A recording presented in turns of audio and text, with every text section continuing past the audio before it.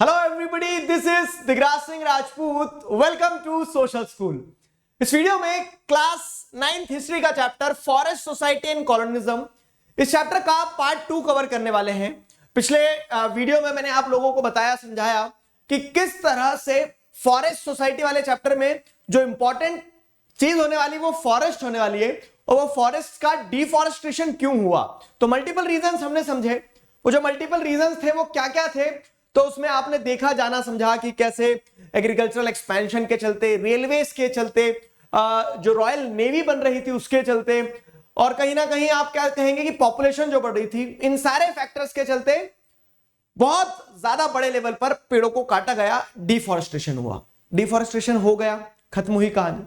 Deforestation के बाद एक कदम अगर आगे बढ़ते हैं तो अगला टॉपिक जो आप पढ़ेंगे इस बुक में, इस चैप्टर में, तो देखो कंटिन्यूशन जोड़े रखना कि डिफॉरेस्टेशन के कारण आपने देखे कि व्हाई डिफॉरेस्टेशन टुक प्लेस, उसके मल्टीपल रीजंस दिखे। अब अगला टॉपिक जो होगा हमारा वो ये होगा कि साइंटिफिक फॉरेस्ट्री हो रही थी। डिफॉरेस्टेशन तो हो रहा था, उसी के साथ साथ फॉरेस्ट्री भी हो रही थी। दोनों में क्या डिफरेंस है, साइंटिफिक फॉरेस्ट्री क्या थी, इसके मतलब इस टॉपिक में आप और अंदर ये भी सारी चीजें देखोगे क्या कि साइंटिफिक फॉरेस्ट्री के पॉजिटिव क्या थे, नेगेटिव क्या थे, कल्टीवेटर्स के ऊपर, फॉरेस्ट ड्वेलर्स के ऊपर क्या इंपैक्ट पड़ा, हंटर्स के ऊपर क्या इंपैक्ट पड़ा। तो ये सारी चीजें जो है इस पार्ट में हम कवर करने वाले हैं। तो आई होप आपको एक वो थीम कनेक्ट हो गई है। स्टार्ट करते हैं। The rise of commercial forestry. क्या कह रहा है topic? The rise of commercial forestry. Why deforestation से कनेक्ट करो कि उधर पेड़ कट गए, पेड़ कट गए, उसके बाद में क्या है कि पेड़ कट रहे हैं, उनके कारण क्या क्या थे वो तो समझ लिया। अब उसी के पैरेलल ब्रिटिशर्स के आने के साथ साथ, कॉलोनियल पावर्स के आने के साथ साथ जब कॉलोनियलिज्म हुआ तो कमर्शियल फॉरेस्ट्री का राइज देखने को मिला। आपके मन में 2 4 5 सवाल होंगे। कमर्शियल फॉरेस्ट्री क्या है, क्यों राइज हुई, इसके क्या नेगेटिव क्या पॉजिटिव, वो सारी चीजें आप समझते हैं। क्लियर हुआ? तो देखो कमर्शियल फॉरेस्ट्री का जो what, why, how, when, where, जितने भी सवाल है आपके मन में उन्हें समझना, और वो व्हाई डिफॉरेस्टेशन से कनेक्ट करना कि एक तरफ आपने देख लिया पेड़ कटते जा रहे थे, लेकिन उन पेड़ के कटने के साथ साथ आपको क्या देखने को मिलता है कि कमर्शियल फॉरेस्ट्री भी स्टार्ट होती है अंडर कॉलोनियलिज्म। ठीक है, तो अंडर कॉलोनियलिज्म आपको कमर्शियल फॉरेस्ट्री देखने को मिलती है। बैकग्राउंड अगर समझे तो टिम्बर और शिप बन रहे, मतलब टिम्बर की रिक्वायरमेंट थी किस चीज के लिए, रॉयल नेवी की शिप बनाना है। उसके बाद में क्या है, रेलवेज का कंस्ट्रक्शन होना है, तो स्लीपर्स बनना है, ये देखा हमने। तो अब इसके चलते क्या, उन्हें टिम्बर तो चाहिए ही चाहिए था। तीनों के बीच में आपको तिकड़म समझ में आ रही है ना कि कॉलोनियल पावर जो हुआ करती थी, उन कॉलोनियल पावर्स को टिम्बर की बहुत ज्यादा रिक्वायरमेंट रहती थी। फाइन, तो but the British were worried that the use of forest by local people, they might destroy the forest, shortage for the ship and railways will there. क्या हो रहा है कि जब उन्हें लकड़ी की बहुत ज्यादा जरूरत थी, किन्हें, कॉलोनियल पावर को, तो कॉलोनियल पावर्स को यह डर लगा कि यार हमें लकड़ी की जरूरत है, और जो लोकल पीपल एकदम जंगल में ही रह रहे हैं इंडिया में आके, उन्होंने ये देखा कि फॉरेस्ट ड्वेलर्स हैं, ट्राइब्स हैं जो जंगलों में ही रह रहे हैं, तो उन्होंने ये देखा कि लोकल पीपल जो है when they will continue the use of forest, अगर वो जंगलों को इसी तरह से इस्तेमाल करते रहेंगे तो उसके चलते तो बड़ी समस्या हो जाएगी।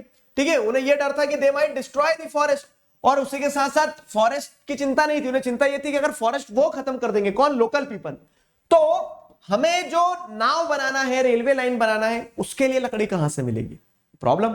ठीक है, तो इसके चलते क्या होता है, इसके चलते therefore German expert Detrick Brandeis was invited. ठीक है, इनवाइटेड, हाँ इन्वेंटेड लिख दिया, डेट्रिक ब्रांडिस को इन्वेंट नहीं करा। ठीक है, तो डेट्रिक ब्रांडिस को इनवाइट किया जाता है इंडिया में, एक तरह से अपॉइंट किया जाता है इंडिया में, और बोला जाता है कि इंडिया में जाओ, हमें लकड़ी चाहिए, अपने को नाव बनाना है, रेलवे के स्लीपर्स बनाना है, और वहां फॉरेस्ट पीपल जो है तो they are living in the forest only, तो कुछ ऐसा मतलब अरेंजमेंट करो, उस तरह से ऐसे व्यवस्था जमाओ कि हमारी लकड़ी की कमी, हमें जो लकड़ी की जरूरत है वो हमारी जरूरतें कभी ऐसा ना हो कि हमारी जरूरतें पूरी ना हो पाए, और वहां जंगल भी बच जाए, लोगों को भी संभाल लेना, सारी चीजें। तो डेट्रिक ब्रांडिस को मतलब इस रिस्पॉन्सिबिलिटी के साथ पहुंचाया गया। समझ पा रहे हो ना? आप बोलोगे सर साइंटिफिक फॉरेस्ट्री कहां है, इसमें भी आएगी आगे। तो डेट्रिक ब्रांडिस जर्मन एक्सपर्ट थे, he was made the first inspector general of forest in India. India में पहला इंस्पेक्टर जनरल ऑफ फॉरेस्ट बना के उन्हें पहुंचाया डेट्रिक ब्रांडिस को। डेट्रिक ब्रांडिस जब इंस्पेक्टर जनरल बन के आए इंडिया में, इंस्पेक्टर जनरल ऑफ फॉरेस्ट, जंगलों की देखभाल करने के लिए, तो उन्होंने यहां आके क्या किया, यहां आके उन्होंने साइंटिफिक फॉरेस्ट्री को इंट्रोड्यूस किया। ठीक है, तो बैकग्राउंड समझ में आया ना कि ब्रिटिशर्स का क्या डर था, क्या सिचुएशन थी, और किस स्थिति में उन्होंने डेट्रिक ब्रांडिस को अपॉइंट किया। डेट्रिक ब्रांडिस को first inspector general of forest, जो बच्चे कॉम्पिटिटिव एग्जाम्स की तैयारी करते हैं, एनटीएससी देना है आगे, ध्यान रखिएगा क्या, तो first inspector general of forest जो है उन्हें बनाया और पहुंचाया यहां पे। आगे अगर बढ़े तो what did Detrick Brandeis do, अब डेट्रिक ब्रांडिस ने यहां आने के बाद में क्या किया, डेट्रिक ब्रांडिस यहां आ गए इंडिया में, इंडिया में आने के बाद में क्या किया कि ही believed in the science of conservation which should be backed by legal sanction। दो चीजें, Detrick Brandeis forest inspector general of forest बन के आया और उन्होंने आइडिया दिया कि हमें साइंस ऑफ कंजर्वेशन में विश्वास रखना होगा, और ये साइंस ऑफ कंजर्वेशन को हम पॉसिबल तभी कर पाएंगे जब कोई लीगल सैंक्शंस हो। दो शब्द लिखे हैं मैंने, मतलब देखो एनसीईआरटी में सारी चीजें लिखी, मैं जो पढ़ाता हूँ ऐसा नहीं है कि बहुत कहीं डायरेक्ट एनसीईआरटी से मेरे कॉन्टेक्ट, डायरेक्ट सीबीएसई मेरे कॉन्टेक्ट होंगे और फिर वही पढ़ाता हूँ जो एग्जाम में आएगा। एग्जाम में वही आता है जो एनसीईआरटी में लिखा होता है, और जो एनसीईआरटी में लिखा होता है मैं उसे आपको सरल करके बताता हूं। तो डेट्रिक ब्रांडिस इंडिया आए, इंडिया आने के बाद उन्होंने क्या बोला कि लकड़ी की व्यवस्था अगर करना है ना तो क्या करना पड़ेगा दोस्तों, साइंस ऑफ कंजर्वेशन में विश्वास करना पड़ेगा। मतलब आपको लकड़ी को साइंटिफिक तरीके से क्या करना पड़ेगा, पालना पड़ेगा, पोसना पड़ेगा, उसे वैसे कंजर्व करना पड़ेगा। साथ ही साथ ये कंजर्वेशन जो करोगे ना तो भय भी ना हो ना प्रीत, एक तरह से सिंपल सी चीज है क्या कि जब तक डर नहीं होगा लोग कंजर्व नहीं करेंगे, तो आपको डर क्रिएट करना पड़ेगा। और डर कैसे क्रिएट होगा, लीगल सैंक्शन लगाओ। जैसे क्या होता है लेट आने पे अगर आपको कुछ नहीं हो रहा है, ठीक है, तो लोग क्या है कोई टाइम पे जाएगा ही नहीं, हमेशा लेट जाएंगे, लेकिन लेट आने पे पेनल्टी है, पनिशमेंट है, तब आदमी डर के जाता है लीगल सैंक्शन से। तो वही चीज डेट्रिक ब्रांडिस ने भी बताई क्या कि टिम्बर प्रोडक्शन थ्रू कंजर्वेशन, आप साइंस ऑफ कंजर्वेशन कैसे करेंगे, तो उसमें उन्होंने बताया कि हम क्या करेंगे, टिम्बर का प्रोडक्शन करेंगे थ्रू कंजर्वेशन, मतलब पेड़ों को हम क्या करेंगे साइंटिफिकली प्लांट करेंगे, बड़े करेंगे और फिर उनको हार्वेस्ट करेंगे। तो जिस तरह से आप गेहूं की खेती करते हो वैसे जंगलों में लकड़ी की भी खेती की जाए, ठीक है। तो felling of the trees and grazing to be restricted, उन्होंने बोला कि कंजर्वेशन के लिए हमें क्या है कि कोई भी यूं ही पेड़ ना काटे, पेड़ काटने के ऊपर लॉ, मतलब आज से अगर आप जिस देखोगे 200 साल पहले तो ऐसा सिस्टम हुआ करता था कि पेड़ काटना इज समथिंग वेरी नॉर्मल। क्यों? क्योंकि लोगों को लगता था कि ये जंगल है, जंगल पे हमारा जीवन है, ठीक है, वन्य प्राणी और जंगल के रिसोर्सेज सब अपना ही समझते थे लोग। तो पेड़, मतलब आज से 200 साल पहले कोई ऐसी बात कर दे कि पेड़ काटने पे रोक लगाना होगी तो लोग उसकी मार मार के पिटाई बना दे एकदम, ठीक है।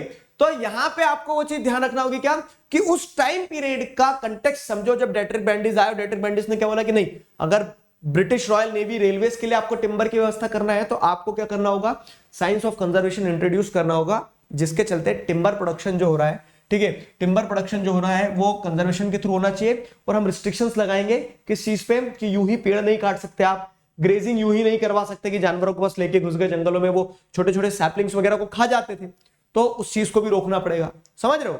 तो ये पार्ट प्रेजेंट किया गया है, rules about the use of forest resources and punishment to those who violates them. और लीगल सैंक्शन की जो बात की गई तो उन्होंने बोला कि हम पेड़ काटना बंद करेंगे, ग्रेजिंग को बंद करेंगे, लोग अपने जानवरों को लेकर जंगलों में यूं ही नहीं घुस सकते, उसे बंद करेंगे। कैसे बंद करोगे, तो उन्होंने लीगल सैंक्शन क्या लाए कि rules about the use of forest resources, और जो इन फॉरेस्ट रिसोर्सेज को इन रूल्स के अलावा उन रूल्स को तोड़ के फॉरेस्ट रिसोर्सेज का इस्तेमाल करेगा तो दे विल बी पनिश्ड, ठीक है, जो लॉ वायलेट करेंगे उन्हें पनिशमेंट दी जाएगी। तो ये पूरी जबरदस्त व्यवस्था जो है आपको यहां पे देखने को मिल रही थी, किसके द्वारा, डेट्रिक ब्रांडिस के द्वारा ये व्यवस्था स्थापित की गई थी। फाइन, तो Brandeis set up Indian forest service in 1864 and helped formulate the Indian Forest Act of 1865। तो डेट्रिक ब्रांडिस ने क्या किया, इंडियन फॉरेस्ट सर्विस आईएफएस, बहुत सारे बच्चे बोलते हैं ना आईएफएस ऑफिसर बनेंगे, एक फॉरेन सर्विस अलग होता है। फॉरेस्ट सर्विस मतलब क्या है कि आपको देखने को मिलेगा भारतीय वन सेवा जो होती है तो इसमें फॉरेस्ट ऑफिसर्स बनते हैं, तो वो Indian forest service back in 1864 Detrick Brandeis के द्वारा स्टैब्लिश की गई थी। और उसी के चलते क्या है, एक लॉ बनाया गया इंडियन फॉरेस्ट एक्ट 1865 का। ये ईयर्स ध्यान रखना हर पर्सपेक्टिव से, जो कॉम्पिटिटिव की तैयारी कर रहे हैं वो बच्चे भी, साथ ही साथ अगर 9th में भी हो तो भी क्या कि इन ईयर्स से आपको एक कहानी, एक मतलब एक क्रोनोलॉजी समझ में आएगी कि डेट्रिक ब्रांडिस इंडिया आए, इंडियन फॉरेस्ट सर्विस स्टैब्लिश करी 64 में, 65 में लॉ बनाया गया। अब ये जो 65 में लॉ बनाया गया ना, कौन सा, इंडियन फॉरेस्ट एक्ट, ये इंडियन फॉरेस्ट एक्ट वाला जो लॉ था, इस लॉ को 2 बार संशोधित किया गया। संशोधित करना मतलब क्या है, अमेंड करना, मतलब इस लॉ में 2 बार बदलाव लाया गया। क्या बदलाव लाया गया 2 बार, तो this law was amended twice in 1878 and in 1927। 2 bar changes किए गए, मतलब 2 बार चेंजेस किए गए। लॉ आ कब गया था, इंडियन फॉरेस्ट एक्ट आ गया था 1865 में। पॉइंट ये आएगा आपके मन में, ठीक है, स्वाभाविक और आना चाहिए कि क्या अमेंडमेंट किया गया, इसमें क्या बदलाव लाए। तो 1865 में एक ब्रॉड आउटलाइन बना दी थी कि हम इस तरह से फॉरेस्ट को प्रोटेक्ट करेंगे, ठीक है, and that was mentioned in the Indian forest act. तो it was legally sanctioned, rule set कर दिए थे और जो रूल वायलेट करेगा उसे पनिश किया जाएगा, है कि नहीं। अब इन रूल्स में क्या है, over the period of time changes होते रहे। तो जैसे 1878 में क्या हुआ, इसमें संशोधन हुआ, तो forest were divided into 3 categories. तो 1865 का जो लॉ था, इंडियन फॉरेस्ट एक्ट जो था, उसमें अमेंडमेंट किया 1878 में, और उस अमेंडमेंट के हिसाब से क्या किया गया, उस अमेंडमेंट के हिसाब से forest were divided into 3 categories, 3 category में फॉरेस्ट को डिवाइड किया गया। Reserved, protected and village forest, ठीक है, reserved, protected and village forest. तो ये चीज ध्यान रखना है, reserved, protected and village forest, 3 category में फॉरेस्ट को बांट दिया गया। तो रिजर्व फॉरेस्ट क्या थे, तो best forest, villagers could not take anything from these forest even for their own use, ठीक है। तो यहां पे क्या, ये रिजर्व फॉरेस्ट जो रहे, तो इन रिजर्व फॉरेस्ट को बेस्ट फॉरेस्ट की कैटेगरी में डाला गया। यहां जो विलेजर्स होंगे, वो विलेजर्स इन जंगलों से कुछ अपने जरूरत के लिए भी नहीं निकाल सकते, मतलब एक तरह से वो एरिया जिसमें सबसे अच्छी लकड़ी ग्रो हो रही है, वो ब्रिटिशर्स ने क्या कर दिया, वो रिजर्व फॉरेस्ट की कैटेगरी में डाल दिया कि इससे सिर्फ गवर्नमेंट ही लकड़ियां निकाल पाएगी, लोगों को जाने नहीं देना अंदर, ठीक है। तो वो तो रिजर्व फॉरेस्ट की कैटेगरी में आ गया। उसके बाद में जो प्रोटेक्टेड और विलेज फॉरेस्ट बनाए गए, ठीक है, अंडर द अमेंडमेंट ऑफ 1878, समझ रहे हो ना, मतलब वो लॉ जो था, तो लॉ में चेंजेस करके। तो 1878 में क्या होता है, प्रोटेक्टेड और विलेज फॉरेस्ट जो बनाए गए, तो but in case of protected forest permission is granted on particular issues. Protected और विलेज फॉरेस्ट में क्या है कि थोड़े से कुछ पर्टिकुलर इश्यूज पे, जैसे मान लो कोई मेडिसिनल हर्ब्स लेने के लिए अंदर जाना है, तो उस चीज के लिए अलाउ कर दिया, ठीक है। तो in case of protected forest permission is granted on particular issues. Example given, जैसे wood can be collected for fuel और हाउस बिल्डिंग। विलेज फॉरेस्ट जो है, तो लोग अपनी जरूरतों के लिए इन जंगलों से सामान निकाल सकते थे। अब ये कैसे क्लासिफाई किया जाता होगा, तो जो सबसे अच्छी क्वालिटी का जंगल होता था उसको रिजर्व कर देते थे, बाकी जो थोड़ा कम और उससे मतलब ऐसे बोलते थे जहां ज्यादा रिसोर्सेज ना हो, उनको प्रोटेक्टेड और विलेज फॉरेस्ट की कैटेगरी में डाल देते थे। 2 बार अमेंडमेंट हुए थे, 1878 और साथ ही साथ क्या 1927 में। 1927 में जो अमेंडमेंट हुए थे, तो सिमिलर चेंजेस वर स्ट्रेंथन, ठीक है, under the amendment of 1972 act. 1972 act में भी क्या हुआ, उस अमेंडमेंट में भी ये जो बदलाव लाए गए थे, इन्हीं बदलावों को और मजबूत किया गया, ठीक है, इन्हीं चेंजेस को थोड़ा और मजबूत किया गया। क्लियर हुआ। तो this is the whole story, this is the whole story about Dietrich Brandis. Dietrich Brandis India आए, इंडिया आने के बाद उन्होंने देखा कि साइंस ऑफ कंजर्वेशन प्रैक्टिस करना पड़ेगा with legal sanctions, and accordingly he set up the Indian forest services. Indian forest act आता है, इंडियन फॉरेस्ट एक्ट के अंदर क्या क्या होता है, किसी भी तरह से सवाल आ जाए कि what are reserve forest, protected forest, village forest, ठीक है, तो what were the contributions made by Dietrich Brandis in the conservation of forest, तो वो चीज ध्यान रहेगी, सवाल बनेगा। अब डेट्रिक ब्रांडिस आ गए, आने के बाद में उन्होंने क्या किया, मैंने आपको बता दिया कि किस तरह से इंडियन फॉरेस्ट एक्ट पास किया। उसके साथ साथ और क्या कंट्रीब्यूशन थे देखो, तो imperial forest research institute Dehradun, ठीक है, तो देहरादून में आपको ये इंस्टीट्यूट देखने को मिलेगा, कौन सा, the imperial forest research institute. ये सेटअप किया गया 1906 में। तो अब फॉरेस्ट सर्विसेज है, फॉरेस्ट के ऊपर लॉ है, तो एक प्रॉपर इंस्टीट्यूट वगैरह होना चाहिए जहां रिसर्च हो, जहां लोगों को ट्रेनिंग दी जाए, सब कुछ। तो देहरादून में क्या है, ये इंपीरियल फॉरेस्ट रिसर्च इंस्टीट्यूट जो है, इसको सेटअप किया गया। उसी के साथ साथ क्या है, साइंटिफिक फॉरेस्ट्री जो है यहाँ पे पढ़ाई जाती थी। अब पॉइंट 2-3 निकल के आ रहे हैं, देखो, imperial forest research institute Dehradun में 1906 में स्टैब्लिश किया। इंडियन फॉरेस्ट सर्विस जो स्टार्ट की थी, तो उसका लोगो ये हो गया, ठीक है। इंडियन फॉरेस्ट एक्ट जो है, तो वो एक्ट है जो कि सारी वर्किंग कंडीशंस वगैरह उनको गवर्न करेगा।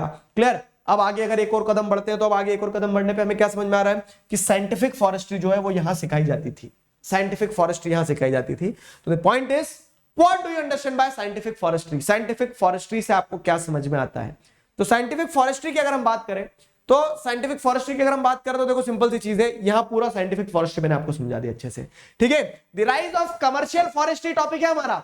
तो राइज ऑफ कमर्शियल फॉरेस्ट्री में ही आपको बताया गया है कि कमर्शियल फॉरेस्ट्री यानी क्या है, कि आप जंगलों को कमर्शियल पर्पस से देख रहे हैं, साइंटिफिक तरीके से आप क्या करोगे, कंजर्वेशन करोगे। ये साइंटिफिक फॉरेस्ट्री क्या है, ये सवाल है। हु वाज डेट्रिक ब्रांडिस, ठीक है, what did he introduced under scientific forestry, what do you understand by scientific forestry. किसी भी तरह से सवाल बने तो अब वो साइंटिफिक फॉरेस्ट्री समझते चलो, ठीक। देखो क्या है, तो based on the idea of Detrick Brandeis, scientific forestry was introduced in India. तो डेट्रिक ब्रांडिस को ही फादर ऑफ साइंटिफिक फॉरेस्ट्री कहा जाता है।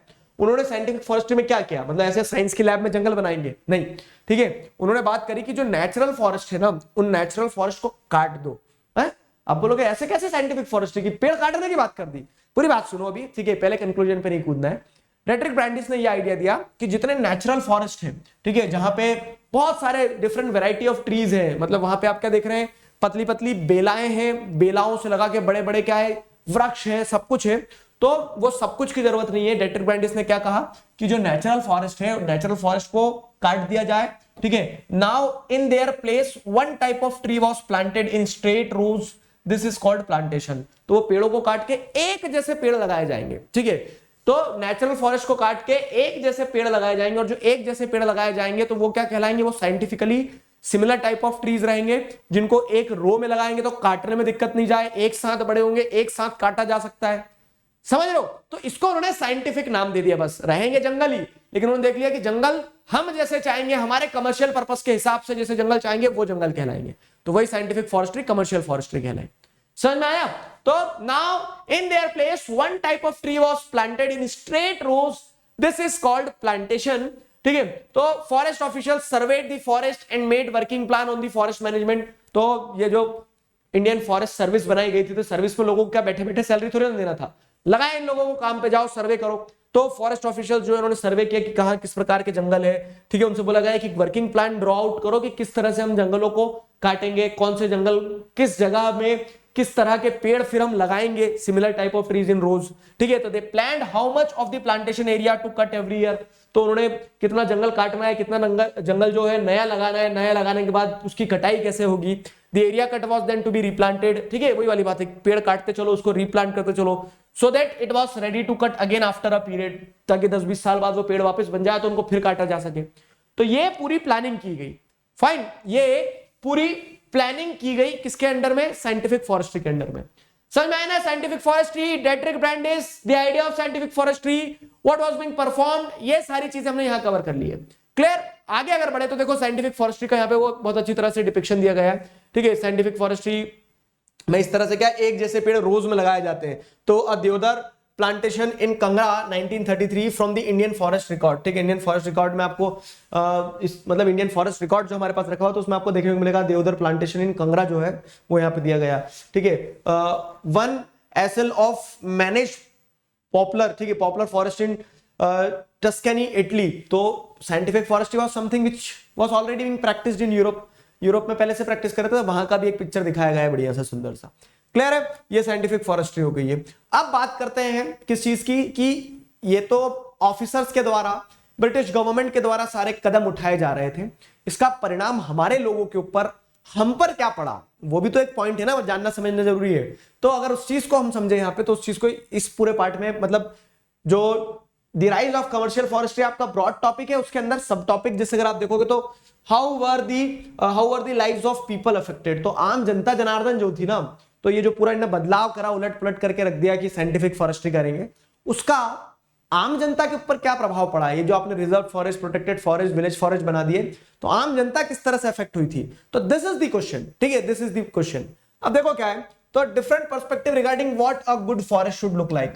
अब जैसे साइंटिफिक फॉरेस्ट्री की बात की गई है, कंजर्वेशन की बात की जा रही है, क्लियर हो रहा है। ये ब्रिटिश गवर्नमेंट का पर्सपेक्टिव था कि अगर अपने को रेलवे के लिए और शिप के लिए लकड़ी चाहिए तो साइंटिफिक फॉरेस्ट्री वगैरह करना पड़ेगी, अपने को उस तरह से काम करना पड़ेगा। ये किसका पर्सपेक्टिव है, ये ब्रिटिश गवर्नमेंट का पर्सपेक्टिव है। लेकिन अगर आप जैसे देखोगे ब्रिटिश गवर्नमेंट का पर्सपेक्टिव है, आम जनता जो थी, जो गांव वाले लोग थे, उन लोगों का क्या पर्सपेक्टिव रहा होगा।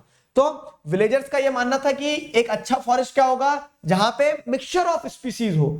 हमें कोई नाव और रेलवे के स्लीपर थोड़ी ना बनाना है, हमें तो हमारी पूरी नीड्स पूरी करना है। तो उन्हें मजबूत लकड़ी भी चाहिए, कमजोर लकड़ी भी चाहिए, उन्हें जड़ी बूटी के पेड़ पौधे भी चाहिए, उन्हें फल वाले भी चाहिए, उन्हें फूल वाले भी पौधे चाहिए। तो एक विलेजर्स के पर्सपेक्टिव से अच्छे फॉरेस्ट क्या होंगे, जो मिक्सचर हो, जहां पे अलग अलग स्पीशीज का, ठीक है, to satisfy different needs, fuel, fodder, leaves, अपनी उन्हें तेंदू पत्ता भी चाहिए तो पत्ते वाले पेड़ भी चाहिए, उन्हें फल चाहिए तो फल वाले पेड़ भी चाहिए, ठीक है।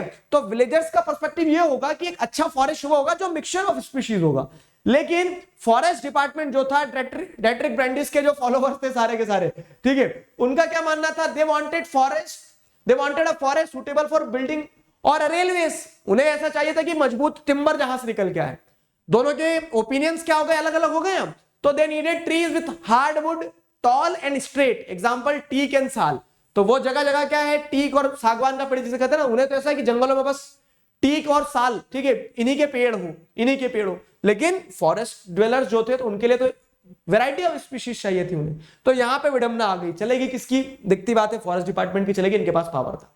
फाइन। तो how are the lives of people affected, you can see over here only कि the need of the people were being ignored and the forest department took control over the forest to satisfy their needs. They just needed trees with hardwood, tall and straight trees. ठीक है, ताकि वो क्या कर सके, अपने railways के लिए, बिल्डिंग मटेरियल के लिए टिम्बर निकाल सके वहां से।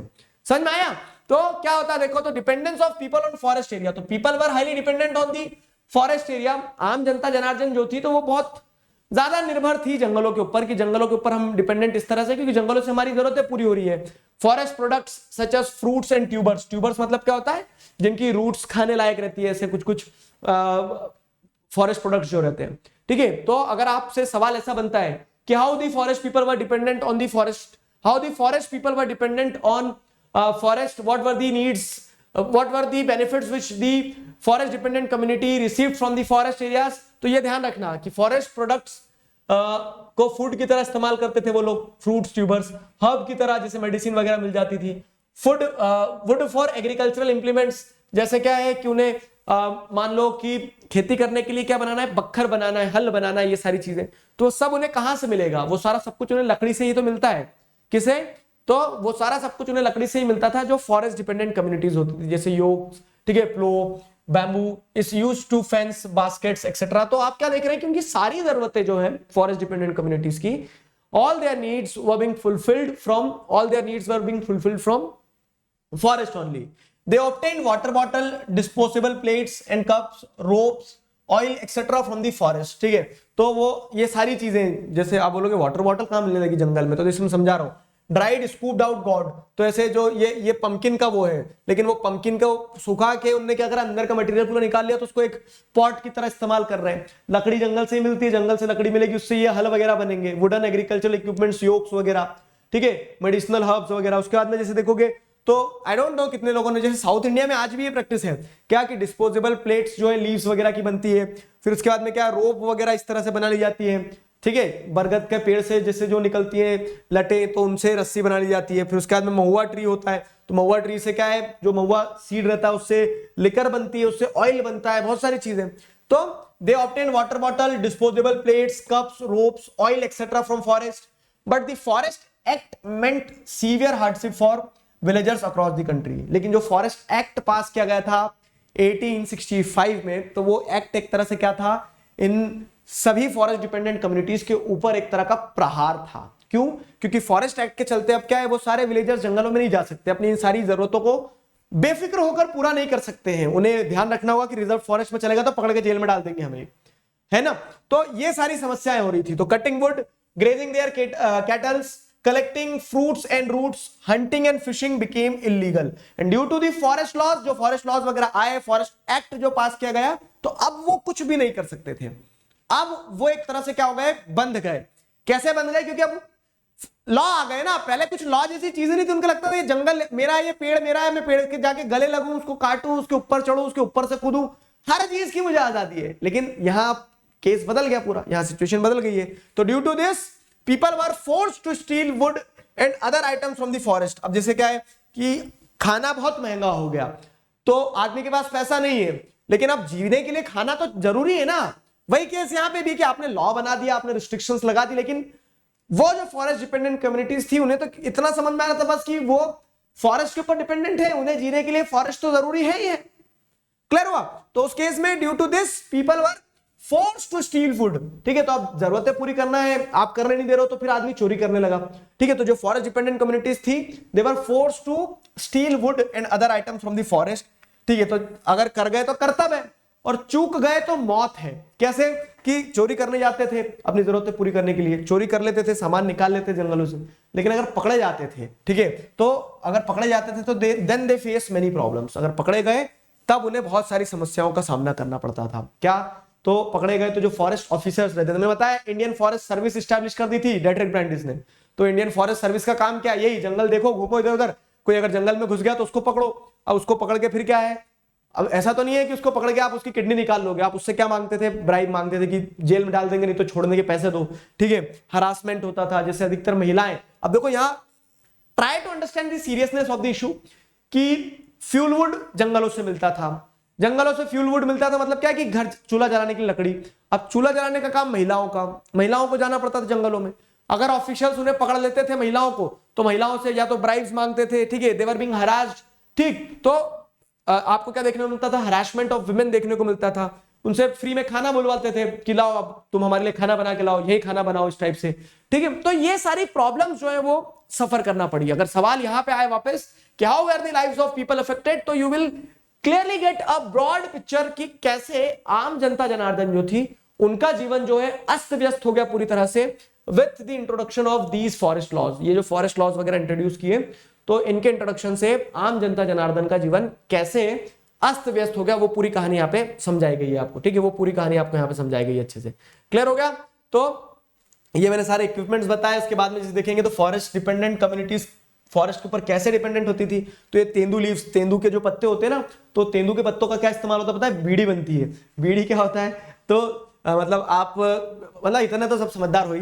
तो ड्राइंग तेंदू लीव्स, तो the sale of tendu leave is a major source of income for many people living in forest. वो तो तेंदू के पत्तों को ऐसे सुखा सुखा के बेचते हैं, ठीक है। Each bundle contain approximately 50 leaves and if a person works very hard then he can perhaps collect as many as 100 bundles, ठीक है। 100 बंडल्स तक कलेक्ट कर सकते हैं। एक बंडल में से 50-50 लीव इकट्ठी करते और इनको बेचा जाता था। तो जो बीड़ी मैन्युफैक्चरर्स रहते हैं तो वो कंपनियां जो है तो इन तेंदू के पत्तों को खरीदती है, उसमें फिर टबैको लगा के उसको बीड़ी बना दिया जाता था। कलेक्टिंग महुआ, अब जैसे महुआ आप देखोगे तो महुआ क्या है? एक तरह का एक एडिबल फ्रूट टाइप रहता है।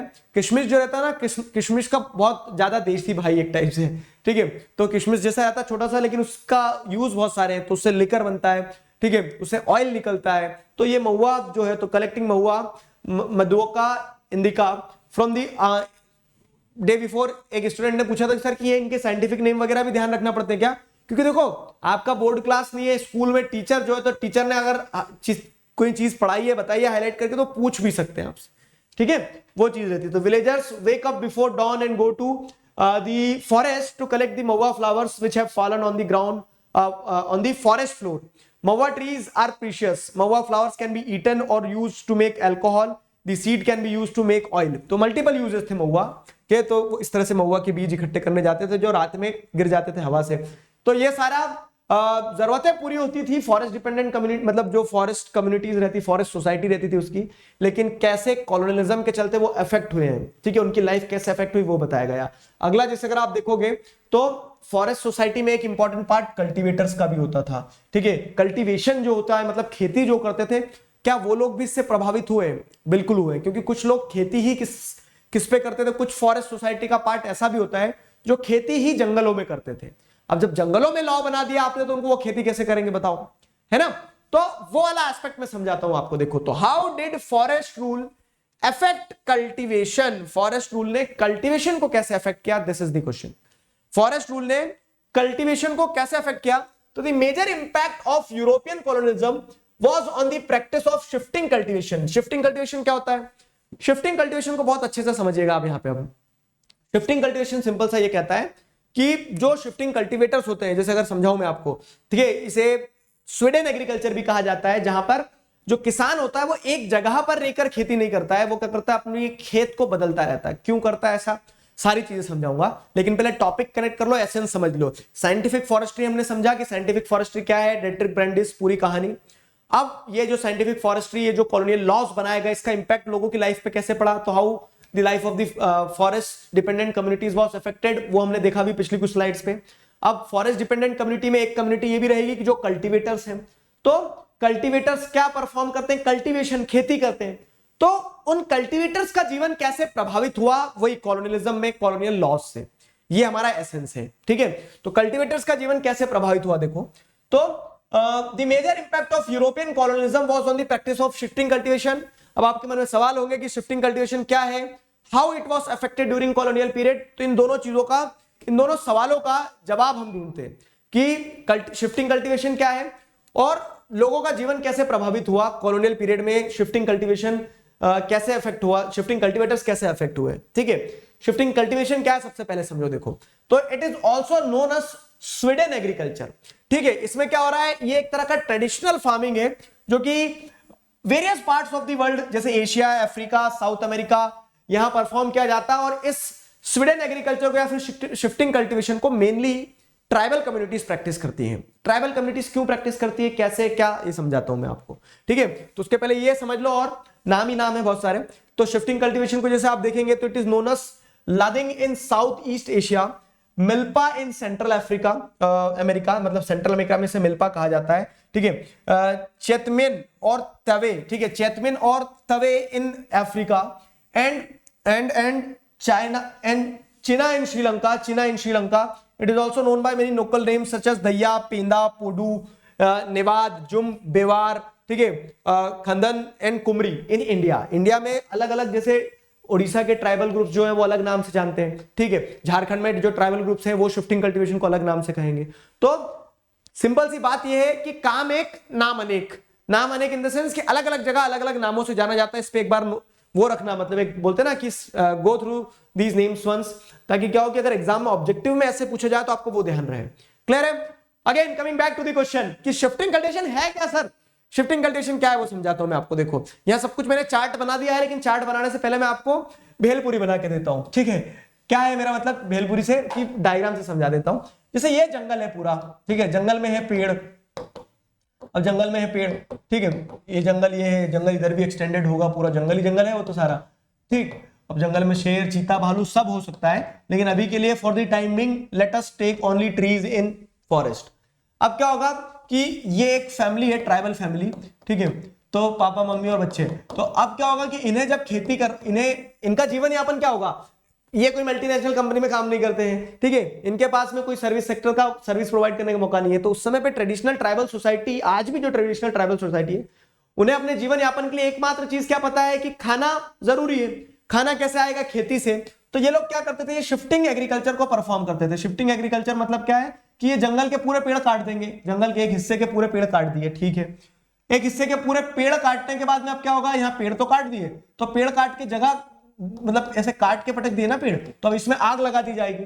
आग लगाने के बाद में क्या, राख बन जाएगी, तो राख पूरी मिट्टी में मिल जाएगी वो तो राख, तो ठीक है। अब वो खेत आपका प्लेन हो गया है, खाली। तो अब इस खेत में क्या किया जाता था, अब इस खेत में फिर क्रॉप्स लगाई जाती थी, क्रॉप्स लगाई जाती थी। अब ना कोई आप एडिशनल फर्टिलाइजर डाल रहे हैं, ट्राइबल कम्युनिटी उन्हें क्या पता कि कौन सी दवाई डालना है, क्या डालना है, तो ना कोई एडिशनल फर्टिलाइजर, ना कोई पेस्टिसाइड, ना कोई मैन्योर, बस वो राख को ही किसकी तरह यूज किया गया, फर्टिलाइजर की तरह यूज किया गया। और वहीं पे खेती की बीज भी वही जो उनके पास बचे कुचे रखे रहते हैं, और हार्वेस्ट कर लेंगे। तो बहुत ज्यादा प्रोडक्शन नहीं होगा, लेकिन उनकी जरूरतें पूरी हो जाएगी, ठीक है। 2 4 5 साल तक खेती करेंगे, फिर क्या होगा कि सॉइल के न्यूट्रिएंट्स ऑटोमेटिकली कम हो जाएंगे, तो फर्टिलिटी कम होने लगेगी। तो फिर वो क्या करते हैं, इस जगह को खाली छोड़ के, इस जगह को खाली छोड़ के बोलते हैं तब, ठीक है, कि अब हम आएंगे थोड़े सालों बाद, जब तक के लिए आप क्या करो, जब तक के लिए आप फिर से पेड़ ग्रो कर लो। तो वो इस जगह को खाली छोड़ देते, तो यहाँ पेड़ फिर ग्रो होने लगते हैं, और खाना थोड़ी ना बंद करते हैं। तो फिर दूसरे पैच ऑफ लैंड पे चले जाते हैं। अब दूसरे पैच ऑफ लैंड पे फिर यहाँ पे भी वही पेड़ काटे जाते हैं। पेड़ काटने के बाद में फिर क्या होता है, पूरे एरिया में क्या लगाए जाते हैं, पूरे एरिया में पेड़ काटने के बाद में खेती की जाती है। खेती करते 2 4 5 साल, जब तक सॉइल की फर्टिलिटी रहती है। फर्टिलिटी खत्म हुई कि अगले लैंड पे चले जाएंगे, ठीक है। इसको फिर खाली छोड़ देंगे तो यहाँ क्या हो जाएगा, वापिस जंगल बनने लगेगा। घूम फिर के वापिस आ जाएंगे जब इसकी भी फर्टिलिटी कम हो जाएगी। तो they keep on shifting their cultivation land. The agriculture is performed by the process of shifting their agricultural land, therefore it is known as shifting agriculture या फिर shifting cultivation। समझे, ये shifting cultivation परफॉर्म किया जाता था tribals के द्वारा, आज भी किया जाता है। अब आप खुद लॉजिक लगाओ 2 मिनट के लिए। क्या लॉजिक लगाना है आपको खुद, कि जब लॉज, कॉलोनियल लॉज बनाए गए होंगे, तो उन कॉलोनियल लॉज का इस शिफ्टिंग एग्रीकल्चर पे, शिफ्टिंग कल्टीवेशन पे क्या इंपैक्ट पड़ा होगा, दिस इज द क्वेश्चन, ठीक है। तो कॉलोनियल लॉस का शिफ्टिंग एग्रीकल्चर पे, शिफ्टिंग कल्टीवेशन पे क्या इंपैक्ट पड़ा होगा। How did the forest rule affected cultivation, negatively he affect किया होगा फॉर श्योर। तो वही चीज समझा रहे हैं। देखो शिफ्टिंग कल्टीवेशन क्या, अगर क्वेश्चन आता है तो part of forest is cut then burned, seeds are sown in the ashes after the first monsoon rains. फिर क्या होगा, crops are harvested October November, and such activities perform for a couple of years on the same plot. और जब उस plot की fertility कम होने लगती है, then the plot is left for 12 to 18 years. क्यों? क्योंकि इतने सालों में फिर से वो जंगल बन जाएंगे, ठीक है। And new plot is cleared for farming, और न्यू प्लॉट पे फार्मिंग करेंगे, और जब तक वो पुराने फॉर्म मतलब प्लॉट पे क्या होगा, फिर से जंगल बढ़ जाएंगे। तो ऐसे शिफ्ट होते रहते थे और यही प्रोसेस को रिपीट किया जाता था। इसे क्या कहा जा रहा है? शिफ्टिंग कल्टीवेशन कहा जा रहा है, ठीक है। तो mixture of crops on these plots, जैसे मिलेट्स हो गया, मैनियक हो गया, मेज हो गया, बीन्स हो गया, ठीक है, वो सारी फसलें ग्रो की जाती थी जिससे आदिवासी जनजातियों का क्या हो, पेट पल सके और खुश थे, पर्याप्त था कि हाँ चलो अपने जंगल अपनी खेती यहीं रहेंगे, बढ़िया करेंगे। लेकिन जब फॉरेस्ट लॉज आए होंगे तो फॉर श्योर ब्रिटिश ऑफिशियल्स ने इसे बंद किया होगा, मना किया होगा। फॉरेस्ट कॉलोनियल लॉज जो होंगे तो शिफ्टिंग कल्टीवेशन के टुवर्ड्स नेगेटिव रहे होंगे। अब आपके मन में सवाल आया कि क्यों, क्या, तो वो सब समझाता हूं, ठीक है। उसके पहले ये समझ लो, शिफ्टिंग कल्टीवेशन देखा, मेज और बीन्स, मतलब ये सारी क्रॉप्स, मिलेट्स, मैनियोक, ये सारी क्रॉप्स ग्रो की जाती थी। पॉइंट अब ये आ रहा है कि how it was affected during colonial period.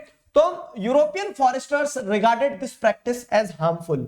European जो फॉरेस्टर्स थे, यूरोपियन, वो जो हमने देखा ना इंडियन फॉरेस्ट सर्विस आ गई थी, तो जो फॉरेस्ट ऑफिशियल्स रहे होंगे, ठीक है, उन लोगों ने क्या कहा, उन्होंने कहा कि ये जो प्रैक्टिस है ना शिफ्टिंग कल्टीवेशन की, ये शिफ्टिंग कल्टीवेशन की प्रैक्टिस बड़ी हार्मफुल है। कैसे हार्मफुल हो गई? क्यों? क्योंकि उन्होंने आर्गुमेंट ये दिया कि land cultivated every few years could not grow tree for railway timber. वो ये बोलते थे कि हर 5 साल में क्या करें, नए जंगल काटते चले जाएंगे और फिर उस पर फिर से जंगल खड़ा होगा। तो वो रेलवे टिम्बर के लिए जो हमें मोटा, लंबा, बहुत ज्यादा और मजबूत पेड़ चाहिए रहेगा, वो ग्रो नहीं कर पाएगा, ठीक है। तो वो तो अपना स्वार्थ देख रहे थे। तो फॉरेस्ट कल्टीवेटर्स जो थे, तो फॉरेस्ट कल्टीवेटर्स को उन्होंने कहा कि भाई साहब ये तुम जो प्रैक्टिस परफॉर्म कर रहे हो उसको रोक दो, इट इज हार्मफुल। हार्मफुल किस कंटेक्स्ट में? उन्होंने बोला कि हमारे को रेलवे के लिए टिम्बर नहीं मिलेगा, ठीक है। तो फॉरेस्ट ड्वेलर्स वर लाइक, तो हम क्या करें, मतलब हम हमारा पेट कैसे पालेंगे, फिर तुम्हें लकड़ी की पड़ी, हम हमारे पेट की भी तो सोचें। लेकिन अब वो उनके पास पावर थी। फिर दूसरा आर्गुमेंट क्या दिया उन्होंने, बोला कि ये जो शिफ्टिंग कल्टीवेटर्स है ना, ये आग लगाते हैं जंगलों में, जंगलों में आग लगाते हैं, तो क्या है, burning of forest added dangers of the flames spreading and burning valuable timber. उन्होंने कहा कि ये आग और आग की चिंगारी ये कहीं दूसरे जंगलों में फैल गई तो पूरा का पूरा क्या है, जंगल जल जाएगा। जंगल जलेगा तो फिर वो वैल्यूएबल टिम्बर जो है ना, वो हमें नहीं मिल पाएगा। उनके प्राण वो टिम्बर में अटके थे, ठीक है। तो इस तरह से क्या है, यूरोपियन फॉरेस्टर्स जो है तो उन्होंने अपने अपने आर्गुमेंट देते चले गए। एक और आर्गुमेंट देखो स्वार्थी लोगों का क्या था कि यूरोपियन फॉरेस्टर्स ये कहते थे कि it was difficult to calculate and collect tax from them. Shifting cultivator जो है, तो शिफ्टिंग कल्टीवेटर्स के साथ उन्होंने देखा कि यार अगर ये सेटल्ड कल्टीवेटर्स होते हैं तो हमें पता है कि इसका खेत यही है, यहां से कहीं नहीं जाएगा, टैक्स लेते आराम से बार बार। लेकिन शिफ्टिंग कल्टीवेटर्स क्या है कि आप उन्हें पता करोगे कि अच्छा यहाँ पे ये खेती कर रहे हैं, 2 साल बाद जाओगे तो उन्होंने खेती शिफ्ट कर दिया अपना, आप टैक्स कैसे लगाओगे उनके ऊपर, ठीक है। तो ब्रिटिश ऑफिशियल्स को ये भी लगता था कि अपना रेवेन्यू कम हो रहा है। समझ में आया ना? तो आई होप आपको क्लियर हो रहा है कि how the shifting cultivators were affected during the colonial period. तो जो कॉलोनियल ऑफिसर्स थे उन्होंने आर्गुमेंट सिंपल सा दिया क्या कि ये प्रैक्टिस हार्मफुल है। हार्मफुल क्यों है उन्होंने ये भी बताया, ठीक है। तो अब क्वेश्चन ऐसा भी आ सकता है कि व्हाई द यूरोपियन फॉरेस्टर या फिर colonial officers regarded the practice of shifting cultivation as harmful. So these are the arguments, simple से आर्गुमेंट्स कि इस कारण से शिफ्टिंग कल्टीवेटर्स जो है वो शिफ्टिंग कल्टीवेटर्स जो थे तो उन्हें ये प्रैक्टिस हार्मफुल लगती थी, मतलब शिफ्टिंग कल्टीवेशन की प्रैक्टिस यूरोपियन फॉरेस्टर्स को हार्मफुल लगती थी। Therefore government decided to ban shifting cultivation. और इसी के चलते क्या है, गवर्नमेंट ने बोला कि हमें पसंद नहीं है, ठीक है, हमने हमारा आर्गुमेंट दे दिया और हम शिफ्टिंग कल्टीवेशन को बैन कर रहे हैं, ठीक है। Then the shifting cultivators like, तो मैं क्या जॉब छोड़ दूं, ठीक है, मतलब आप शिफ्टिंग कल्टीवेशन को बैन कर दोगे, हमें तो वही आता था, तो हम क्या जॉब छोड़ देंगे, हम पेट कैसा पालेंगे हमारा, ठीक है। दैट वाज द इशू कि हम हमारा पेट कैसा पालेंगे। तो many communities were forcibly displaced from their homes in forest. अब जब शिफ्टिंग कल्टीवेशन को बैन कर दिया तो आप जंगल में क्या कर रहे हो, तो जंगल से बाहर निकाल दिया गया, बहुत सारी कम्युनिटीज को जंगल से बाहर निकाल दिया गया, बहुत सारे लोगों को फोर्सिबली अपना ऑक्यूपेशन बदलना पड़ा। उन्होंने बोल दिया कि अब तो जॉब छोड़ना ही पड़ेगी, ठीक है। तो बहुत सारे शिफ्टिंग कल्टीवेटर्स ने अपना जॉब बदल लिया, while some resisted through large and small rebellion. लेकिन कहीं कहीं आपको रेबिलियन भी देखने को मिला, लोग विद्रोह में भी उठे कि तुम क्या सोचते हो कि दबाओगे तो दब जाएंगे, ऐसा नहीं है, ठीक है। तो कुछ लोग क्या होते हैं, कुछ लोग विद्रोह में भी खड़े होते हैं, कुछ लोग रेजिस्ट भी करते हैं, लार्ज एंड स्मॉल रेबिलियंस की मदद से वो लोग प्रोटेस्ट भी करते हैं। क्लियर हुआ? So this is the story, clear हुआ कि क्या हाउ दी, ये जो सवाल है, how did the forest rule affected the cultivation, ये केस हो गया। अब आपने क्या क्या देख लिया कि in general how the life of the people was affected with the colonial laws, shifting cultivators की लाइफ कैसे अफेक्ट हुई, शिफ्टिंग कल्टीवेशन क्या है, उसी के साथ साथ अगर एक और आप पार्ट देखें, एक और पार्ट जैसे आप देखें, वो कौन सा है, ये वाला, हु कुड हंट। अब हम हंटिंग की बात करेंगे कि हु कुड हंट। तो हु कुड हंट से तात्पर्य मतलब टॉपिक पे लिटरल मीनिंग पे मत जाना कि हंटिंग कौन कर सकता है। अब आपको ये भी देखना है कि जो कॉलोनियल लॉज आए ना, तो इन कॉलोनियल लॉज का हंटिंग पॉपुलेशन जो थी, जो हंटर्स जो थे, ठीक है, उन लोगों के ऊपर भी क्या इंपैक्ट पड़ा होगा? बिल्कुल, क्योंकि जब आप जंगल में एंट्री को रोक रहे हो, जंगल में एंट्री को रिस्ट्रिक्ट कर रहे हो, तो उसके बाद उसका सीधा सा परिणाम यही रहा होगा। क्या सीधा सा परिणाम रहा होगा? कि जो फॉरेस्ट डिपेंडेंट कम्युनिटी में जो हंटर्स वगैरह थे, ठीक है, their life were going to be affected negatively, ठीक है, उनकी लाइफ जो है तो नेगेटिवली अफेक्ट होगी ही होगी। तो new forest laws affected the life of forest dwellers. Forest dwellers जो थे, फॉरेस्ट ड्वेलर्स मतलब क्या, जो जंगल जंगल घूमते थे ना, तो ऐसे फॉरेस्ट ड्वेलर्स की लाइफ को भी अफेक्ट किया। क्यों? क्योंकि पीपल लिविंग इन और near forest they survive by hunting deer, partridge and variety of small animals. तो जो हंटर्स रहते हैं वो सर्वाइव कैसे करते हैं? तो वो हिरण मार रहे हैं, ठीक है, पार्ट्रिज मतलब ये बटेर होती है, छोटा सा एक पक्षी जैसा होता है, तो उसको भी लोग हंट करते हैं, हंटर्स, ठीक है। But under new forest laws their customary practice was prohibited. और ये जो हंटर्स थे ना, जो फॉरेस्ट ड्वेलर्स थे, जो जंगलों के आसपास रहते थे, जंगलों में अंदर रहते थे, उन्हें ऐसा लगता था कि पैदा हुए तब से वो ये देख रहे हैं कि हम हमारी भूख जो है तो जानवरों को हंट करके ही पूरी होगी, जंगलों से ही हम फल खाएंगे। लेकिन अब क्या हो रहा है, जो उनके कस्टमरी प्रैक्टिस थे, ठीक है, जो उन्हें ऐसा लगता था ये तो हमारा कल्चर का पार्ट है हंटिंग, लेकिन इन कस्टमरी प्रैक्टिसेस को अब क्या हो गया, ये जो न्यू फॉरेस्ट लॉज बनाए गए थे, इन फॉरेस्ट लॉज में रोक दिया गया, ठीक है। तो but under new forest laws their customary practice was prohibited. Prohibited मतलब क्या है कि उस प्रैक्टिस को रोक दिया गया। तो if they caught hunting they were punished for poaching. तो अगर मान लो अब जब हंटिंग बैन कर दिए और वो हंटिंग करते हुए पकड़े गए, तो फिर उन्हें क्या किया जाता था? पनिश किया जाता था। तो that was the worst situation, ठीक है। तो नए फॉरेस्ट लॉज से हु कुड हंट टॉपिक को भूल के 2 मिनट के लिए अगर आपसे सवाल ऐसा पूछ लूं मैं कि how the lives of hunters were affected with the new colonial laws, तो आप ये बता सकते हैं सिंपल सी चीज, क्या कि जो फॉरेस्ट ड्वेलर्स थे, जो जंगलों में या जंगलों के आसपास रहते थे, तो they were mainly dependent on forest community, forest मतलब they were mainly dependent on forest resources, और उन फॉरेस्ट रिसोर्सेस के चलते ही वो सरवाइव कर पाते थे। लेकिन अब क्या हुआ कि अब आपको ये देखने को मिल रहा है कि वैरायटी ऑफ स्मॉल स्पीशीज, मतलब जो स्मॉल एनिमल्स वगैरह को हंट करके अपना जीवन यापन करते थे, अब वो नहीं कर पाएंगे, अब वो उनकी कस्टमरी प्रैक्टिसेस को परफॉर्म नहीं कर पाएंगे, ठीक है। क्यों? क्योंकि नए फॉरेस्ट लॉज आ गए, और अगर वो पकड़े गए हंटिंग करते हुए तो उन्हें पनिश किया जाता था फॉर पोचिंग। उन्हें उनके ऊपर आरोप लगा दिया जाता था कि क्या कर रहे हैं, ये इलीगल एक्टिविटी परफॉर्म कर रहे हैं, ठीक है। लेकिन ये तो एक साइड था, ये एक साइड था किस चीज का? ये एक साइड था कि फॉरेस्ट ड्वेलर्स की लाइफ कैसे अफेक्ट हुई है। लेकिन हु कुड हंट के हिसाब से ये है कि हंटिंग आप एक तरफ बैन तो कर रहे थे किन लोगों के लिए, जिनका जीवन यापन हंटिंग से होता था, लेकिन दूसरी तरफ आप हंटिंग को प्रमोट भी कर रहे थे, ठीक है। तो there was also an another side of hunting, and what was that another side of hunting? तो यहां पे वो अनदर साइड ऑफ हंटिंग आपको देखने को मिलेगा। देखो क्या है, तो इधर देखिएगा यहां से, ठीक है। ये तो बताएगा कि हंटर्स जो है तो little fisherman children accompany their parents to the forest and learn early how to fish, collect forest produce and cultivate the bamboo trap which the boy is holding on shoulder, ये वाला, ठीक है। तो which the boy is holding in his right hand में जो bamboo trap है ये वाला, ठीक है, is kept at the mouth of the stream and the fish flows into it, और ये मछली पकड़ ली उसने। तो इस तरह से वो हंटिंग सिखाया जाता बच्चों को, वो बताया, ठीक है। हंटिंग बाय ट्राइब्स, तो जैसे ट्राइबल कम्युनिटीज भी जो है हंटिंग वगैरह पे डिपेंडेंट रहती थी। तो ये तो मैंने आपको पूरा एस्पेक्ट समझा दिया। दूसरा एस्पेक्ट अगर देखोगे तो there was also an another side of hunting, and what was that another side of hunting? तो अनदर साइड ऑफ हंटिंग ये था कि एक तरफ वो लोग जिनका जीवन यापन ही हंटिंग से हो रहा है उन्हें आप रिस्ट्रिक्ट कर रहे हो, दूसरी तरफ लेकिन वो लोग जो हंटिंग शौक के लिए कर रहे हैं उन्हें आप प्रमोट कर रहे हो। देखो क्या, तो while tribals were deprived of customary rights, at the same time hunting of big animal became a sport, big game became a sport, खेल बन गया हंटिंग। कैसे? जैसे ब्रिटिशर्स ने यह भी देखा, मैंने आपको पहले ही बताया कि जो ब्रिटिश ऑफिशियल्स थे they considered forest as full of wilderness, ठीक है। उन्होंने उसको क्या full of wilderness, wildlife से भरा पड़ा, अनप्रोडक्टिव ऐसा कंसीडर किया है। और उन्होंने ये देखा कि यार जंगलों से कभी भी शेर, चीते, भालू निकल के आ जाते और हमला कर देते हमारे ऊपर। तो इसके चलते क्या है कि कॉलोनियल ऑफिसर्स ने हंटिंग को एक तरह का स्पोर्ट बनाया फॉर बिग एनिमल, ठीक है। आपको शेर मार के तो खाएगा नहीं, लेकिन शेर को नहीं मारोगे तो शेर तुम्हें खा जाएगा। तो इस सोच के साथ में जो कॉलोनियल ऑफिसर्स थे उन लोगों ने हंटिंग फॉर बिग एनिमल्स जो है उसको एक स्पोर्ट की तरह प्रमोट किया। Hunting of tiger and other big animals and culture related to it was glorified. ठीक है, तो ऐसा देखा होगा ना आपने, बढ़िया बाघ मार देते, सब पैर रख के खड़े होते फिर फोटो खिंचवाते।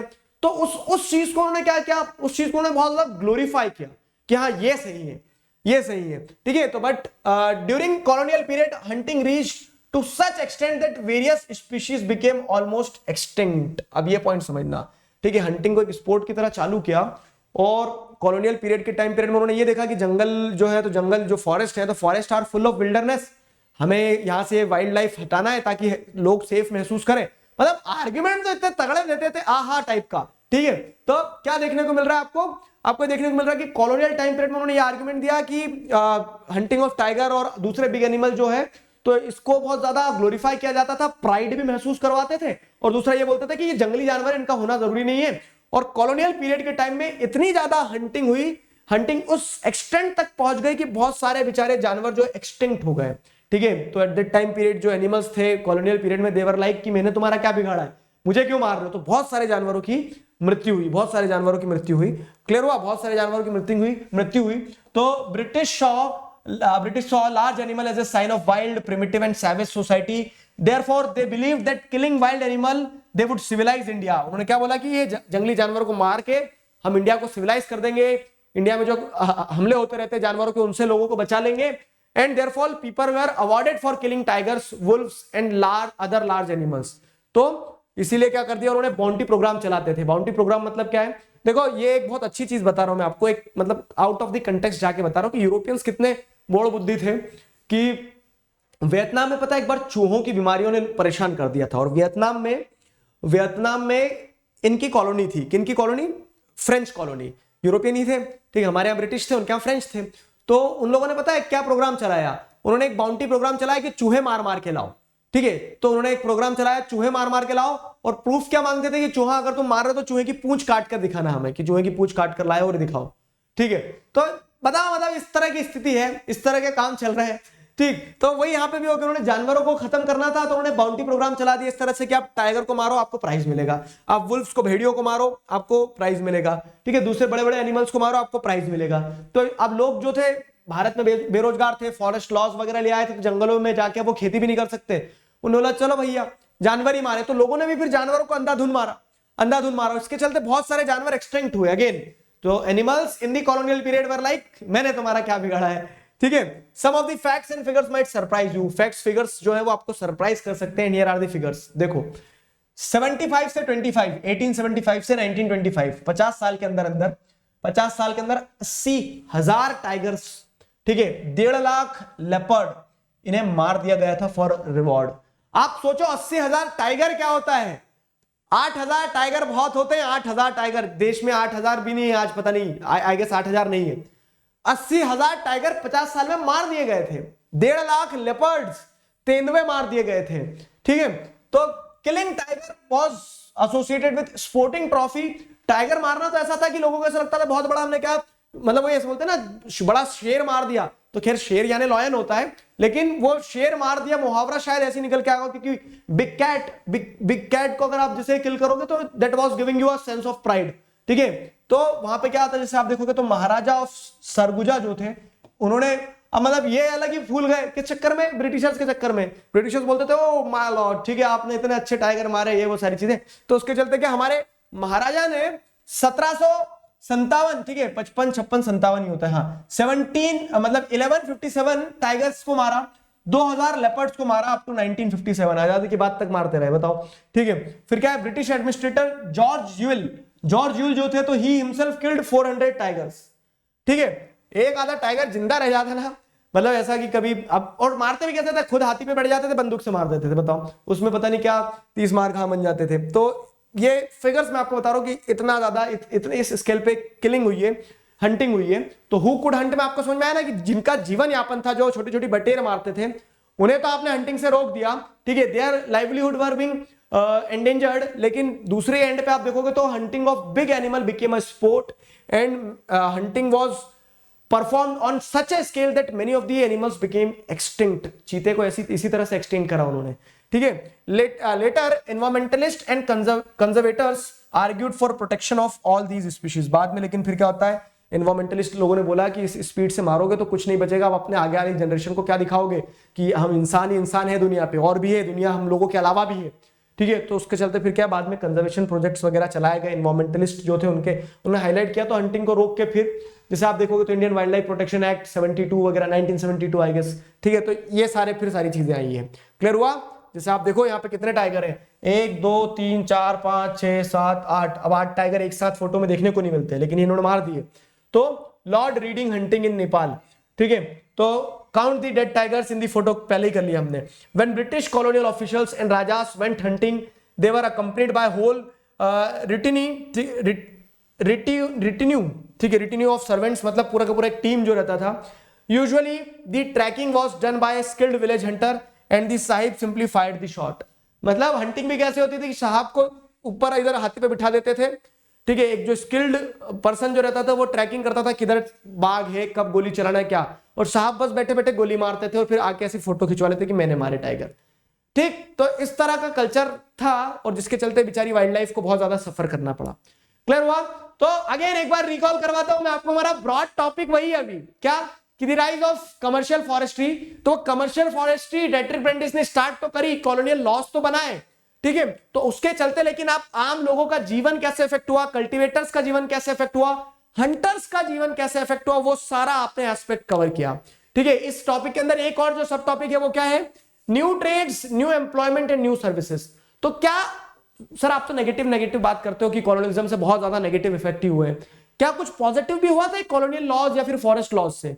तो थोड़ा सा आपको क्या देखने को मिल जाएगा कि जो कॉलोनियल लॉज लाए गए थे तो उसके चलते कुछ new trades, new employment, new services भी जनरेट हुई थी। एक मतलब तुल्लुक सा थोड़ा सा पॉजिटिव साइड देख लो यहाँ पे, वो क्या है, तो colonial control over forest had a positive impact also. ये जो कॉलोनियल कंट्रोल हुआ फॉरेस्ट के ऊपर, उसका एक पॉजिटिव एस्पेक्ट भी, एक छोटा सा पॉजिटिव साइड भी है, वो भी हमें देख लेना चाहिए, ठीक है। तो वो क्या है, तो some opportunity opened up in trade. Trade में कुछ अपॉर्चुनिटीज ओपन अप होती है। हाउ? ट्रेड में कैसे अपॉर्चुनिटीज ओपन अप होती है? तो many communities left their traditional occupation and started trading in forest products, ठीक है।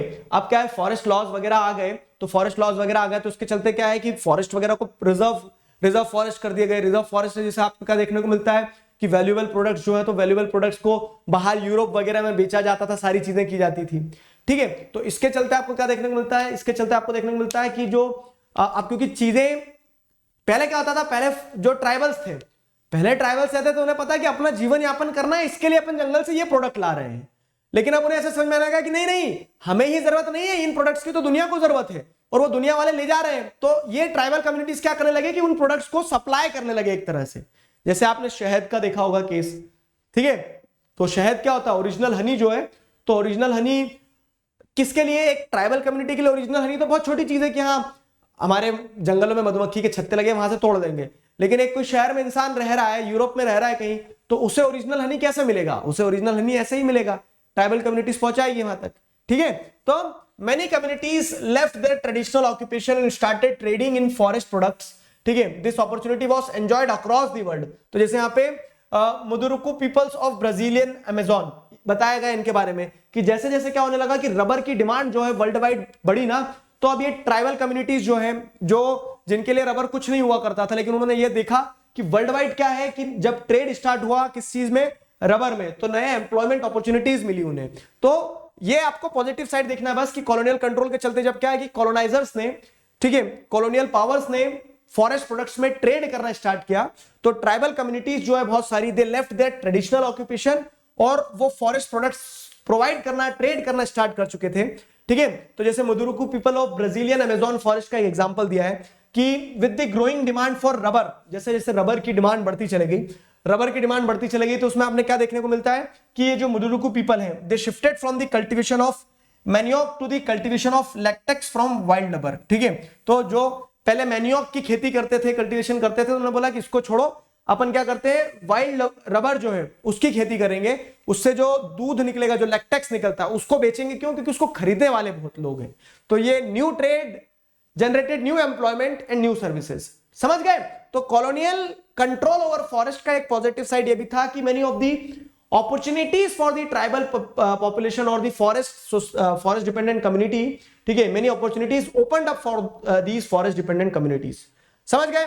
तो gradually they become completely dependent on traders. Gradually they became completely dependent on traders. कौन? मतलब जैसे आप देख रहे हैं तो forest dependent community है ना, they started supplying to the traders और gradually वो traders के ऊपर ही dependent हो गए, तो उनका occupation ही बदल गया, employment ही बदल गया. क्लियर हुआ? तो इस तरह से एक पॉजिटिव एस्पेक्ट आपको देखने को मिलता है. अगर इंडिया की बात करें तो इंडिया में भी क्या है, in India trade in forest product was not new. Forest product में ट्रेड हमेशा से ही होता था. जैसे आप देखेंगे तो पहले बड़े बड़े राजा महाराजा जो होते थे, तो राजा महाराजा खुद शहद लेने जंगल में थोड़ी ना जाते थे, उन्हें तो जो जंगल की कम्युनिटी थी वही शहद लाकर देती थी. ठीक है, तो ट्रेड कोई नई चीज नहीं थी. From medieval time period adivasi used to trade. ठीक है, जैसे हाइड्स हो गया, हॉर्न हो गया. हाइड्स मतलब क्या होता है? खाल.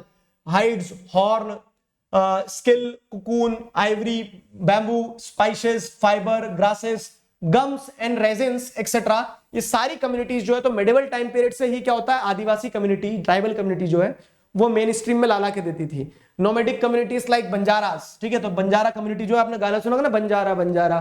तो बंजारा कम्युनिटी का मतलब जैसे आप देखोगे तो they are known for their movement.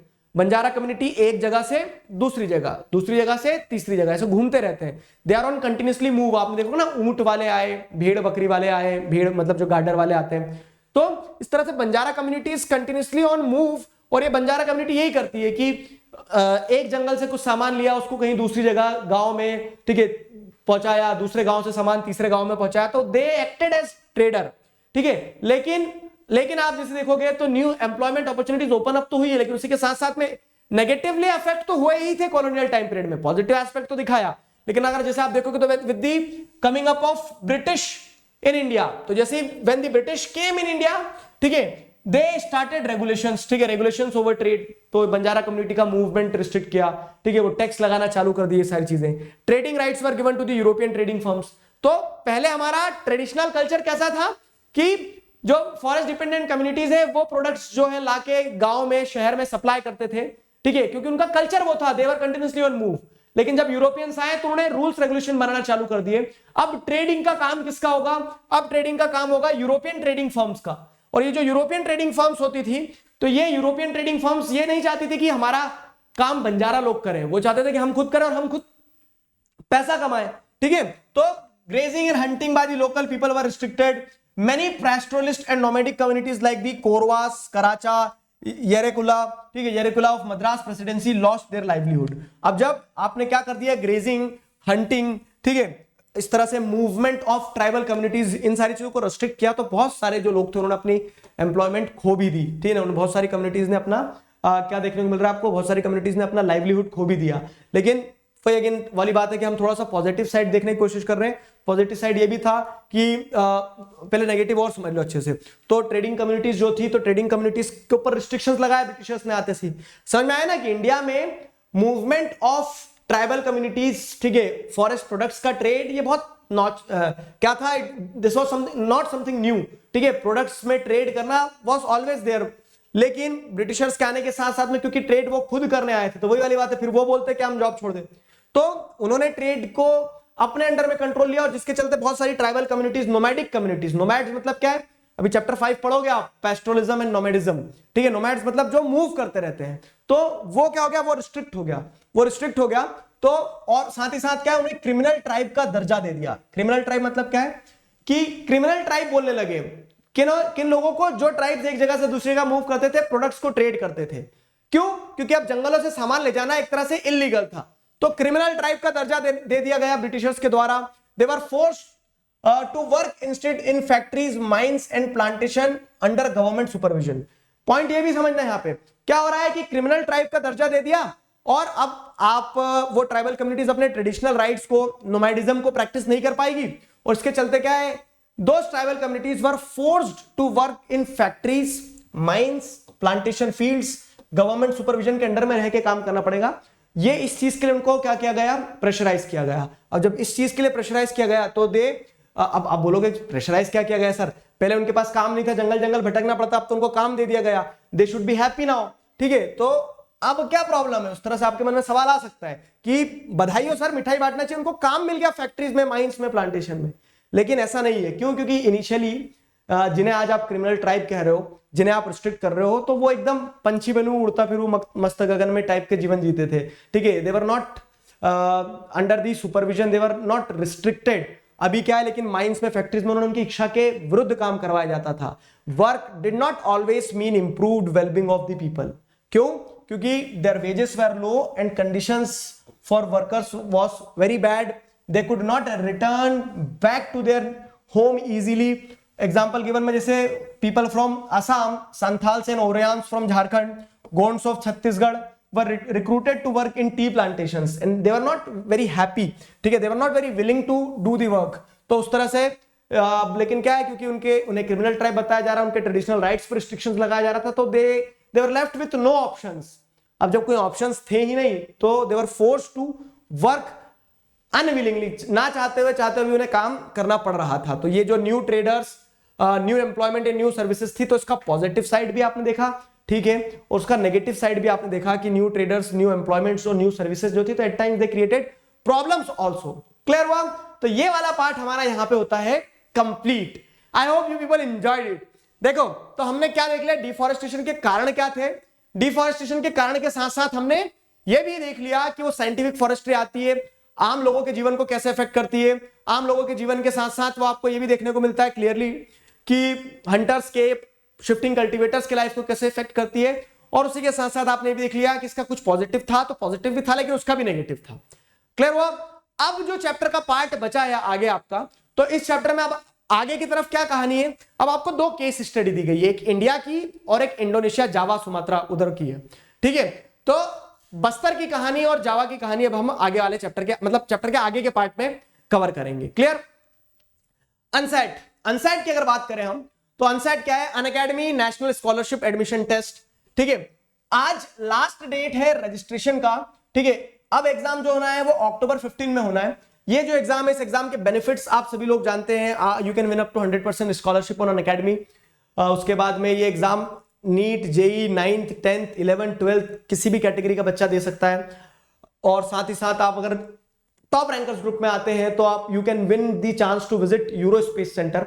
Offline online दोनों ही मोड में एग्जाम दिया जा सकता है, ऑफलाइन ऑनलाइन दोनों ही मोड में दिया जा सकता है। Unacademy national scholarship admission test जो है, तो ये इन सारी कैटेगरीज के लिए होगा। 15 तारीख को एग्जाम होना है। जो 15 तारीख को एग्जाम होना है उसका लास्ट डेट फॉर रजिस्ट्रेशन आज है, ठीक है। And if you are planning to give this exam, I should say कि आपको प्लान करना चाहिए, तो don't miss this opportunity. Use the code DIGRAJ Digraj and give this exam. Clear? उसके अलावा मेरा क्लास 10th के लिए अभी ये बैच स्टार्ट हुआ है। बैच जो स्टार्ट हुआ है उमंग बैच है, 30 तारीख से स्टार्ट हुआ है। क्लासेस की टाइमिंग जो रहती है तो 5:45 to 6:45 रहती है 10th क्लास के लिए। 9th क्लास की जो रेगुलर क्लासेस होती है अनअकैडमी प्लस पर, वो 8:45 से 9:45 तक होती है। 8:45 to 9:45। क्लियर हुआ? 8:45 to 9:45 रेगुलर क्लासेस होती है अनअकैडमी प्लस पर। And if you are planning to take subscription, this is the right time, क्योंकि 11 अक्टूबर से 14 अक्टूबर के बीच में क्या चल रहा है, 11 अक्टूबर से 14 अक्टूबर के बीच में अनलॉक 20 ये जो ऑफर है, जहां पर आपको सब्सक्रिप्शन लेने पर 10% की जगह 20% ऑफ मिलेगा on using the code DIGRAJ